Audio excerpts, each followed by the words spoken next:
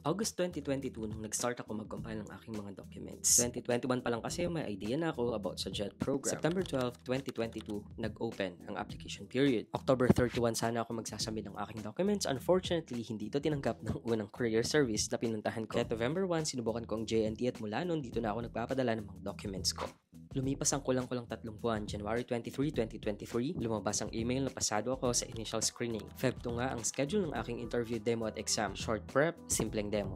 Feb 1, bumiyahe tayo pa Manila. Nagbook tayo ng hotel, ayoko kasing maliit at gusto ko makapag-prepare ako ng maayos para sa ating big day. And here comes our interview day, demo at exam. Non-negotiable nga pala yung ating schedule dyan, kaya hindi pwedeng hindi mo siputin at bawal ka ring malate. Alam ko I did well in the demo and interview, but I was certain na medyo kinapos ako sa oras doon sa exam. At ito na nga yung araw na kinatatakutan ko, March 28, alternate candidate email. That was heartbreaking pero tiwala lang sa Diyos. I submitted all the documents and April 11, na-upgrade din naman agad ako. April 15, nag-send ako ng mga other pang document na pinapasend ng embassy. Buti na lang nag-follow up ako sa JNT and I found out na hindi daw pala nakarating yung aking documents. That's why I had to resubmit. And finally, ang pinakahinihintay ng lahat, may placement na ako. May 29, Tokyo. Final documents, medical exam. June 29, 2023. 10 oras po ang biyahe mula sa aming bayan papunta sa accredited hospital sa Manila, only to fail the medical exam.